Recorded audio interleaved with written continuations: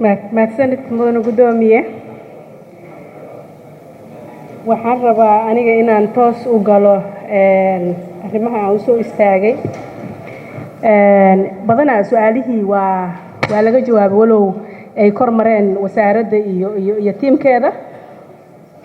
waxaan rabaa mudane gudoomiye markaa fiirsid madaxa hay-adda saadaasha duulista hawada oo ah adeega agabka 3,959,593 agab iyo adeeg markii la dhahana mudane gudoomiye waxa ku jira waxyaabaha ay u baahan yihiin eerboorada dalka oo dhan. waxaan wada ognahay eerboorka Beledweyne iyo Bardaale inay ku dhaceen diyaarado. eerboorka Beledweynena loo waayay damis iyadoo lacag ku dhow 4 milyan loo haayo adeega agabka.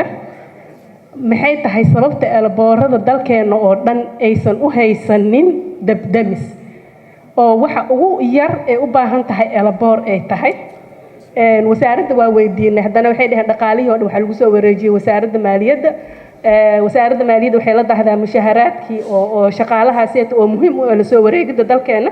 laakiin aniga muhiimka igu muhiimsan waxay tahay adeega iyo agabka in wax lagu qoro la dhaho garoomada dalka wax loogu qabanaa haddana ay garoomadii dalkeena eber yihiin oo Bardaalena loo waayay dabdamis Beledweynena loo waayay dabdamis ilaa maanta uu xiran yahay eerboorka Beledweyne oo aan lahayn dabdamis.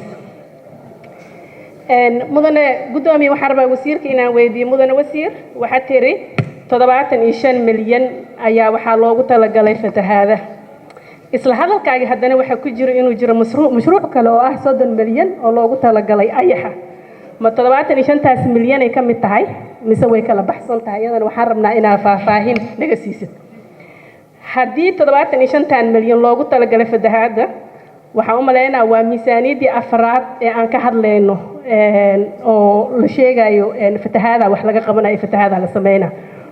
webiga Shabeellana oo ka soo bilowday Hiiraan ilaa iyo Jubbooyinkana ku dhamaado inaan waxba laga qabanin waxbana laga sameyn. 75 milyan ma figar noo qoran oo meesha yaallo oo maadaama anaga aan nahay dadka reer webiga ah na lagu qancinayaa inaan u codeyno mise wax jiro waayo oo ka qabadkeeda uu leeyahay? mudane gudoomiye waxaan rabnaa wasiirka daayina uu ka hadlay dad badanna way ka hadleen lacagta loogu talagalay emergency-ga. waxaan ognahay Beledweyne milyan iyo barkii loogu talagalay dagaal dheer kadib in la fasaxay. haddana waxaa moodaa 500 afgooyo jidkaas inay marayso. emergency waa lacag loo baahan yahay degdeg oo daruuri ah oo ay dawladda ku dhawaaqday. halkana dalabkeenu uu ka imaaday haddaan xasuusana baarlamaanka ka hadlo ka dooday arrimaha afgooye. saasaa isla galabtii ay xukuumadda ugu dhawaaqday in 5 milyan 500 kun la siiyo afgooye ilaa maanta ma la bixinin. lacagta emergency-gana waxay tahay dadka masaakiimiinta ah hooyooyinkii ilmaha qabowga dhex jiifo in wax looga qabto waxna looga sameeyo. wasiirkana wuxuu dhahay waxa la marsiinayaa process waa inay soo martaa waa in la soo cadeeyo in la soo sameeyaa. mudane wasiir waxaan rabnaa anaka inaa hadalkaagi ahaa meelaa la marsiinayo dadaa u dhiibnaan weyne iyo ma soconayso. maamul goboleedaa jiro dowladnimada in la ilaaliyo oo la dhisaana loo baahan yahay.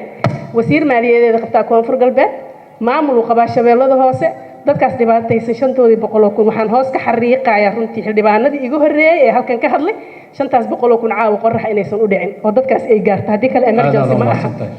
mudane gudoomiye wax yar si hal daqiiqo si waxaan rabaa inaan galo. waxaan rabaa mudane gudoomiye mashaariicdan sidii hore loo sheegayba waxay ku baxaan meelaha qaar oo anaga aan la wada soconno. waxaan rabnaa wasiirka wuxuu dalbaday xildhibaanada sharafta lahow inuu noo yimaado informal uu noogu sharaxo mashaariicda meesha ka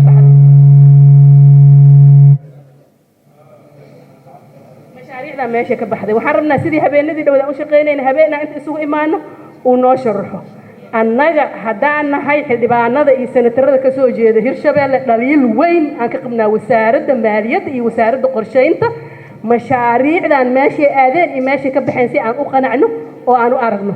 hadday ahaan lahayd webigii oo na dhibaateynay hadda uu professorka uu sharaxay biyahaas marna ay tahay baahi loo qabo marna ay tahay dhimasho aan ku dhimanayno dadkeena uu ku dhamaanayaan 4 sano inta aan taaganahay oo ka hadlayno. eelbooradii oo lacagaha ugu badan oo dakhliga ka soo gala dawladda ay tahay hawadeena Soomaaliya iyadana si isku dheelitiran aan waxba looga qaban elbooradana loo dayicin mudana gudoomiye waxaan rabnaa oo hoos aan ka xariiqa inuu noo yimaado wasiirka habeen intan uu noogu sharaxo mashaariicdaas A to Z أصاب بلن قاضي وزير كارنكاس حلوان